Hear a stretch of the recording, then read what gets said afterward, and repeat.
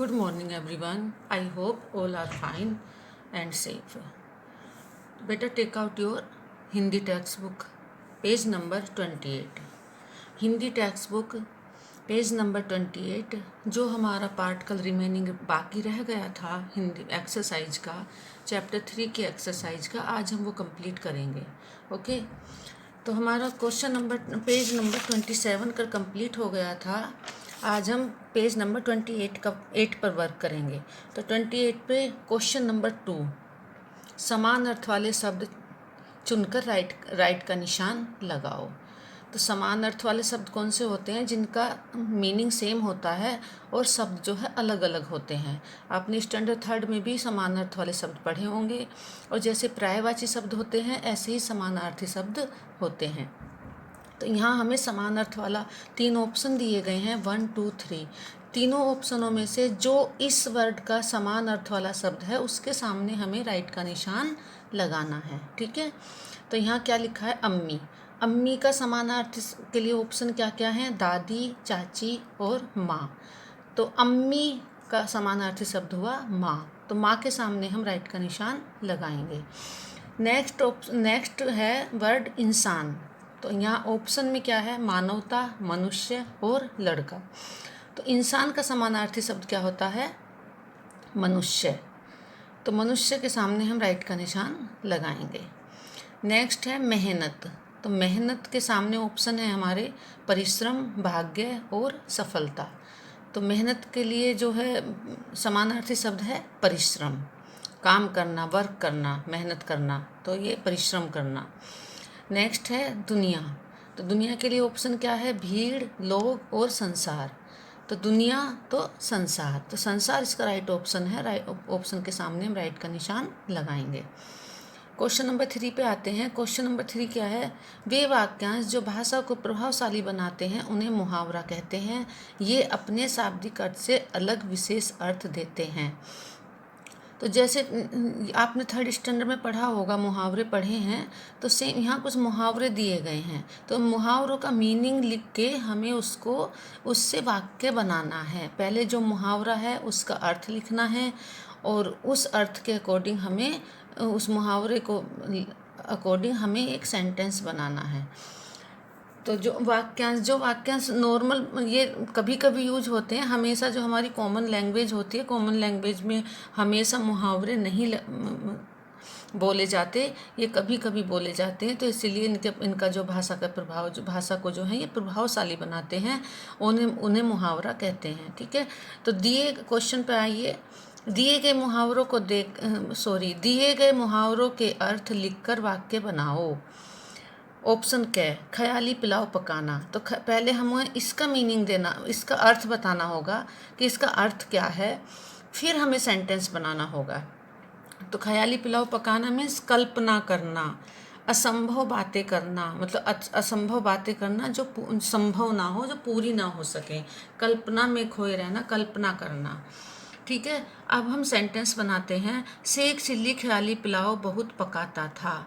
Listen students, जो मैंने यहाँ सेंटेंस बनाया है, शेख चिल्ली ख्याली पुलाव बहुत पकाता था, तो कंपलसरी नहीं है कि आप यही सेंटेंस बुक में लिखो, यही वाक्य बुक में लिखो। आपको दूसरा कोई वाक्य आता है तो आप दूसरा वाक्य अपने वर्डों में लिख सकते हो, बट वाक्य जो है, सेंटेंस जो है, मीनिंगफुल होना चाहिए कि इसका कुछ मीनिंग है, कुछ मीनिंग बनती है इसकी। अच्छा वाक्य होना चाहिए, मीनिंगलेस वाक्य नहीं होना चाहिए। ठीक है, तो शेख चिल्ली की जगह कुछ और भी नाम लिख सकते हो आप, है ना। ठीक है, नेक्स्ट आते हैं ऑप्शन ख, कलेजा मुंह को आना, बहुत घबरा जाना। कलेजा मुंह को आने का मीनिंग क्या है? बहुत घबरा जाना। तो सेंटेंस क्या बनेगा? राजू से कांच का गिलास गिरकर टूट गया तो उसका कलेजा मुंह को आ गया। तो ये कैसे होता है?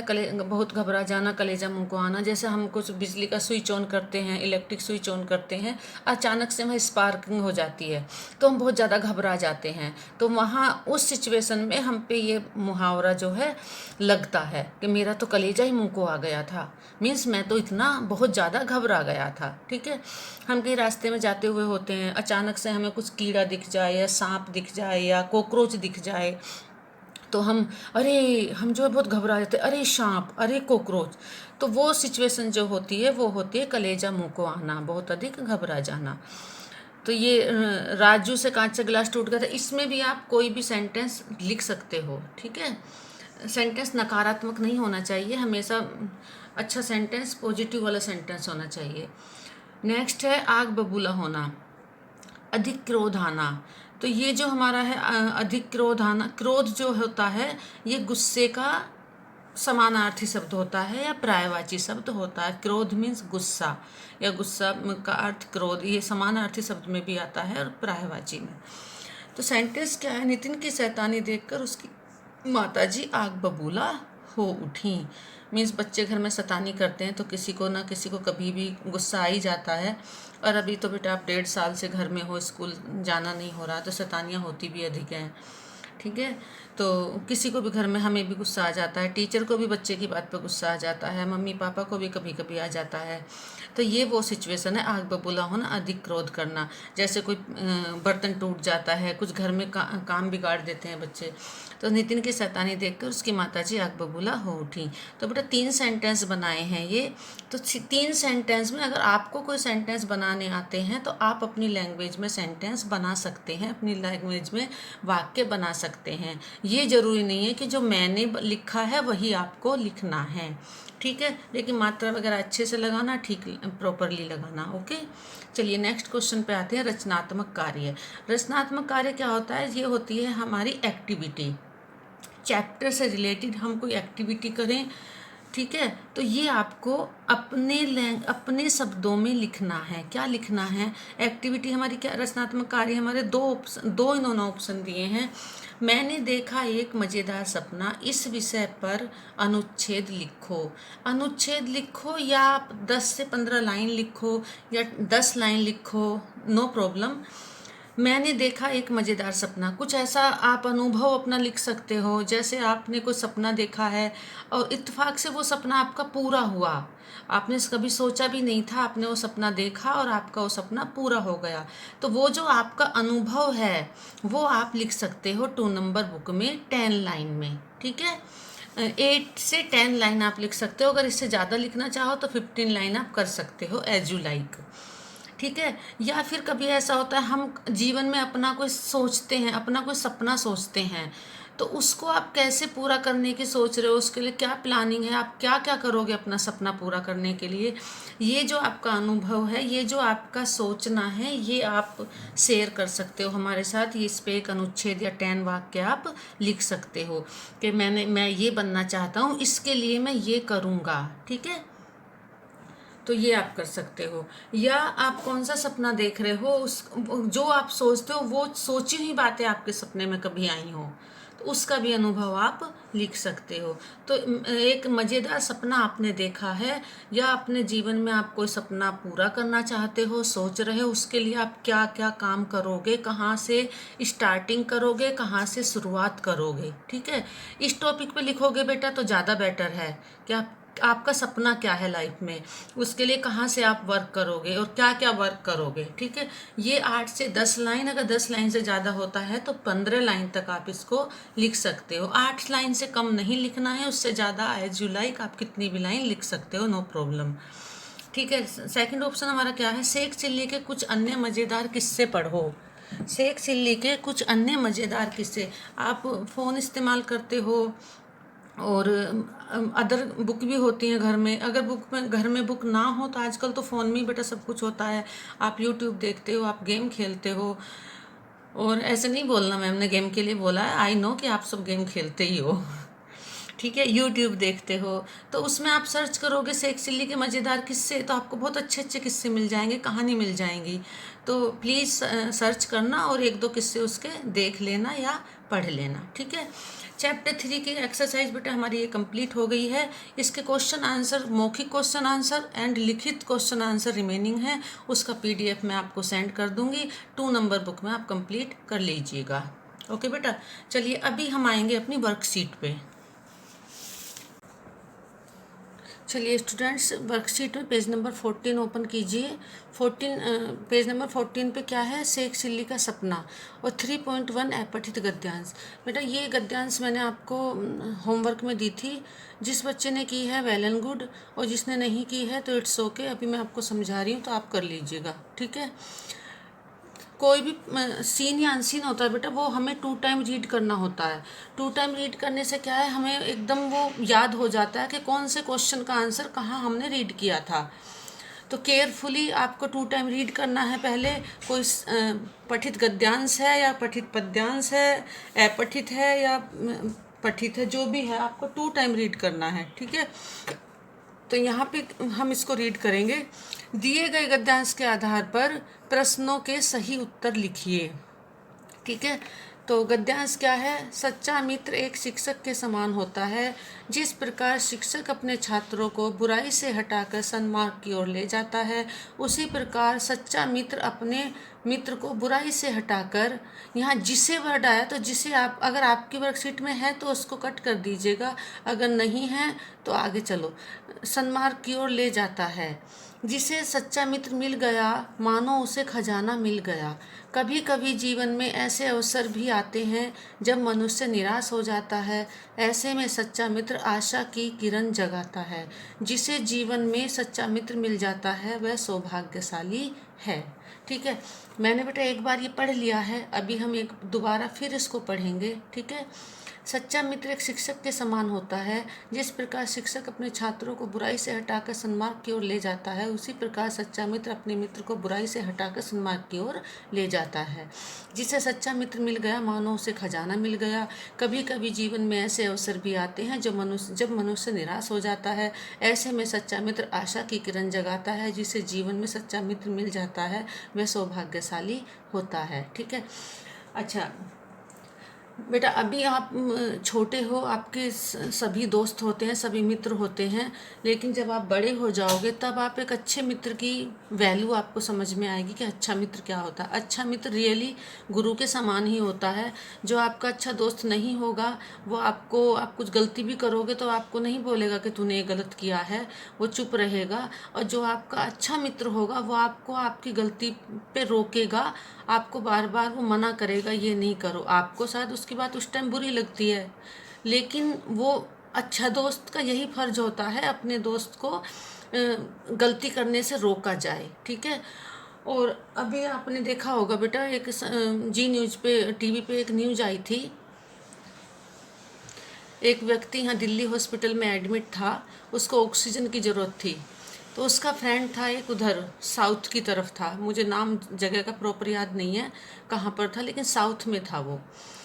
तो उसको ऑक्सीजन, जो हॉस्पिटल में दिल्ली था उसको ऑक्सीजन की ज़रूरत थी और दिल्ली में उसको ऑक्सीजन मिल नहीं रही थी। तो उसका जो फ्रेंड था कहाँ से, साउथ से ऑक्सीजन लेकर आया अपने फ्रेंड के लिए, और उसने 12 घंटे में ऑक्सीजन अपने दोस्त के लिए हॉस्पिटल में पहुंचा दी। ये न्यूज़ टीवी पे आई थी। तो ये होते हैं बेटा सच्चे मित्र, जो हमारे दुख में, हमारे परेशानी में एक भगवान का रूप लेकर खड़े हो जाते हैं हमारे सामने, वो सच्चे मित्र होते हैं। तो उसने 12 घंटे में ऑक्सीजन अपने फ्रेंड के लिए हॉस्पिटल में पहुंचा दी थी। पहले उसने बाइक से वो ला नहीं सकता था, फिर उसने टैक्सी अरेंज की और टैक्सी अरेंज करके रातों रात वो अपने फ्रेंड के लिए ऑक्सीजन लेकर आया। तो बेटा ऐसे होते हैं अच्छे मित्र। ऐसे मित्रों को कभी लाइफ में भूला नहीं जा सकता, नकारा नहीं जा सकता, ठीक है। तो एक मित्र की वजह से उसको ऑक्सीजन मिली और ऑक्सीजन की वजह से आज वो जिंदा है, उसको जीवन मिला। तो ये एक बहुत अच्छी मिसाल है अच्छे मित्र की, ठीक है।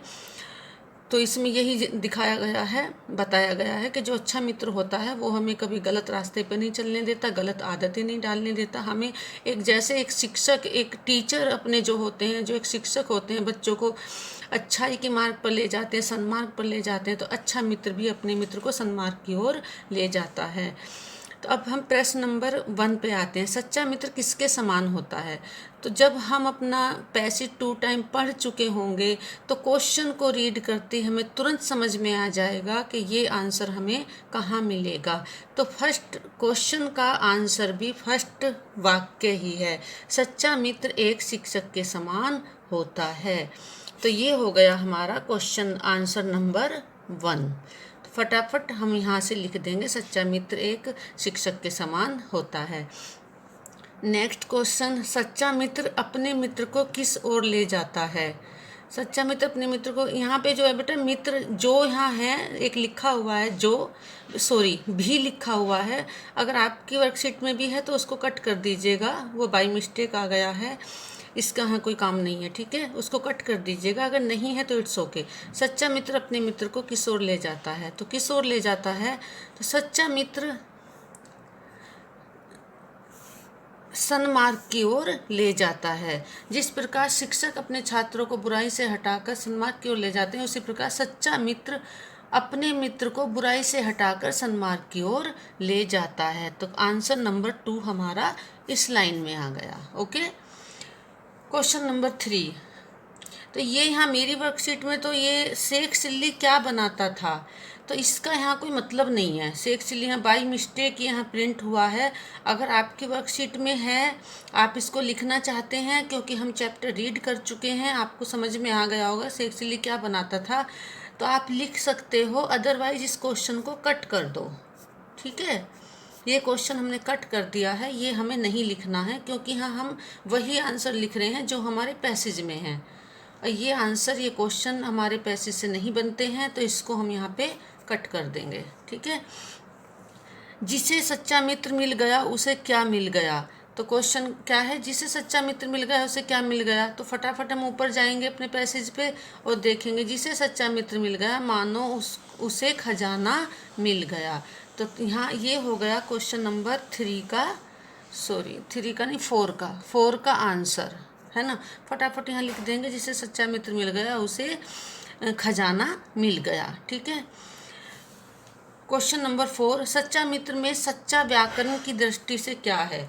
सच्चा मित्र, ये 2 वर्ड हैं, इसमें सच्चा व्याकरण की दृष्टि से मतलब व्याकरण में, ग्रामर में सच्चा क्या है? तो बेटा आपने जो है स्टैंडर्ड 3 में विशेषण पढ़ा होगा, तो विशेषण की डेफिनेशन क्या थी? किसी की विशेषता बताने वाले जो होते हैं वो विशेषण होते हैं। सच्चा, झूठा, छोटा, मोटा, पतला, पीला, लाल, हरा, कड़वा, खट्टा, मीठा, तो ये जो है ये विशेषण है, जो किसी की विशेषता बताता है वो विशेषण होता है। तो मित्र कैसा है? यहाँ सच्चा, तो मित्र की जो विशेषता है वो सच्चा होना है, तो सच्चा शब्द क्या हुआ? विशेषण। ठीक है, नेक्स्ट क्वेश्चन नंबर 6 है, झूठा शब्द का विलोम शब्द क्या है? तो झूठा सच्चा, ऊंचा नीचा, ऊपर नीचे, तो झूठा का क्या है? सच्चा। झूठे का विलोम शब्द क्या है? सच्चा। ठीक है, तो आई होप सबका कंप्लीट हो गया होगा। अगर कंप्लीट नहीं हुआ है तो मैं पिक सेंड कर दूंगी, तो आप कंप्लीट कर लेना। ठीक है, और ये जो हमारा हिंदी लिखने का तरीका है ना बेटा, ये वर्कशीट मैंने नहीं लिखी है, मुझे लिखी लिखाई मिली है, और थोड़ा तबीयत मेरी ठीक नहीं है, इसलिए मैं इसको दोबारा लिख भी नहीं पाई हूँ। लेकिन आपको सेंड करने से पहले मैं बता देती हूँ कि आपको ये यहाँ लाइन के ऊपर नहीं लिखना है। हिंदी जो है बेटा हमेशा लाइन के नीचे लिखी जाती है, ना कि ऊपर। मैंने कल भी वीडियो में आपको बताया था। तो यहाँ आपको लिखना है खजाना मिल गया।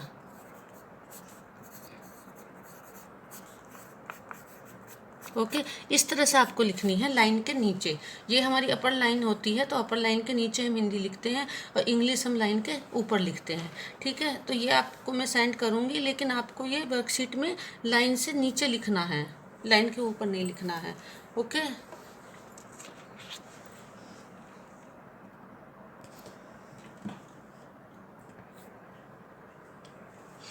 ओके बेटा, चलिए page number 15, turn your page in worksheet. Page number 15, अपठित गद्यांश। गद्यांश और पद्यांश का अपठित हो या पठित हो बेटा सबका एक ही तरीका होता है। पहले उसको 2 टाइम रीड करते हैं, उसके बाद हम उसके क्वेश्चन रीड करते हैं। ठीक है, तो नीचे लिखे अपठित गद्यांश को पढ़कर प्रश्नों के उत्तर दीजिए। ओके, तो पहले हम इसको रीड करेंगे। पुराणों के अनुसार हिमालय क्षेत्र को देवभूमि व तपोभूमि माना गया है। उत्तराखंड भी इस भूमि का एक पवित्र स्थान है। पहले उत्तराखंड का नाम उत्तरांचल था और उत्तर भारत का एक राज्य था। किसका राज्य? पहले उत्तराखंड का नाम क्या था? उत्तरांचल था। और जो किसका राज्य था? उत्तर भारत का एक राज्य था। नवंबर 9 2000 को कई वर्षों के आंदोलन के पश्चात भारत गणराज्य के 27वें राज्य के रूप में मान्यता प्रदान की गई। 9 नवंबर 2000 को जो है गणराज्य के 27वें राज्य के रूप में मान्यता प्रदान की गई। मीन्स उत्तरांचल को एक राज्य घोषित कर दिया गया और उसका 27 उस टाइम भारत में 27 राज्य हो गए थे। उससे पहले 26 राज्य थे, स्टेट थे। ठीक है। सन 2000 से 2006 तक यह उत्तरांचल के नाम से जाना जाता था, लेकिन जो उत्तरांचल राज्य बनाया गया था अलग, 27वां राज्य, 27वां स्टेट, तो 2002 तक, वो 2002 से 2006 तक उत्तरांचल के नाम से ही जाना जाता था, उसका नाम चेंज नहीं किया गया था। लेकिन 1 जनवरी 2007 से लोगों की स्थानीय भावनाओं को ध्यान रखते हुए राज्य का नाम उत्तराखंड रख दिया गया। तो उत्तरांचल से बदल के क्या नाम रख दिया गया? उत्तराखंड रख दिया गया और इस नाम को आधिकारिक रूप दिया गया। इस राज्य की सीमाएं उत्तर में तिब्बत, पूर्व में नेपाल, पश्चिम में हिमाचल प्रदेश से और दक्षिण में उत्तर प्रदेश की सीमा से लगती हैं। जो ये उत्तराखंड हमारा राज्य है, इसका जो सीमाएं हैं ये इन देशों से, इन राज्यों से मिलती हैं। ठीक है। एक बार हम इसको फिर अगेन रीड करेंगे क्योंकि हमको 2 टाइम रीड करना है। पुराणों के अनुसार हिमालय क्षेत्र को देवभूमि व तपोभूमि माना गया है। उत्तराखंड भी इस भूमि का एक पवित्र स्थान है। पहले उत्तराखंड का नाम उत्तरांचल था और उत्तर भारत का एक राज्य था। नवंबर 9 2000 को कई वर्षों के आंदोलन के पश्चात भारत गणराज्य के 27वें राज्य के रूप में मान्यता प्रदान की गई। सन 2000 से 2006 तक यह उत्तरांचल के नाम से जाना जाता था, लेकिन 1 जनवरी 2007 से लोगों की स्थानीय भावनाओं को ध्यान में रखते हुए इस राज्य का नाम उत्तराखंड रख दिया गया और इस नाम को आधिकारिक रूप दिया गया। इस राज्य की सीमाएं उत्तर में तिब्बत, पूर्व में नेपाल, पश्चिम में हिमाचल प्रदेश और दक्षिण में उत्तर प्रदेश की सीमा से लगती हैं। अब बेटा क्वेश्चन पे आ जाते हैं। क्वेश्चन नंबर 1, प्रश्न नंबर 1, पुराणों के अनुसार हिमालय क्षेत्र को किस नाम से जाना जाता है? पुराणों के अनुसार हिमालय क्षेत्र को देवभूमि और तपोभूमि माना गया है। तपोभूमि के नाम से जाना जाता है। लेकिन ये फिर हम चैप्टर क्वेश्चन पढ़ेंगे, फिर हम पैसेज पे जाएंगे। तो पुराणों के अनुसार हिमालय क्षेत्र को किस नाम से जाना जाता है? तो पुराणों के अनुसार हिमालय क्षेत्र को देवभूमि व तपोभूमि के नाम से माना गया है। इसमें है, यहाँ है किस नाम से जाना जाता है। तो आप माना गया भी मेंशन कर सकते हो और जाना जाता भी आप मेंशन कर सकते हो। क्वेश्चन के अकॉर्डिंग किस नाम से जाना जाता है? देवभूमि व तपोभूमि के नाम से जाना जाता है। आप यहाँ इसके अकॉर्डिंग भी लिख सकते हो और आप क्वेश्चन के अकॉर्डिंग भी लिख सकते हो। दोनों का मीनिंग एक ही है, कोई अंतर नहीं है। ठीक है। पहले उत्तराखंड को किस नाम से पुकारा जाता था? तो फिर हम वापस पैसेज पे जाएंगे। पहले उत्तराखंड को किस नाम से जाना जाता था? उत्तराखंड का नाम उत्तरांचल था। तो किस नाम से जाना जाता था? पहले उत्तराखंड को उत्तरांचल नाम से पुकारा जाता था या उत्तरांचल नाम से जाना जाता था। क्वेश्चन नंबर 3, उत्तराखंड के पूर्व में दक्षिण में कौन सा देश व राज्य है? तो उत्तराखंड के पूर्व में कौन सा है? नेपाल है और दक्षिण में उत्तर प्रदेश। दक्षिण में उसमें पूर्व में नेपाल और दक्षिण में उत्तर प्रदेश। तो जब अगर हमने 2 टाइम पैसेज रीड कर लिया है तो हमें फटाफट क्वेश्चनों के आंसर आ जाते हैं, उसमें हमें दिक्कत नहीं जाती है। ठीक है। तो ये हमारा हो गया अपठित गद्यांश कंप्लीट। आई थिंक सबको समझ में आ गया होगा। ठीक है। ओके ठीक है। ओके बाय बेटा। बाकी का हम वर्कशीट का जो वर्क है हम कल करेंगे। Okay take care, bye.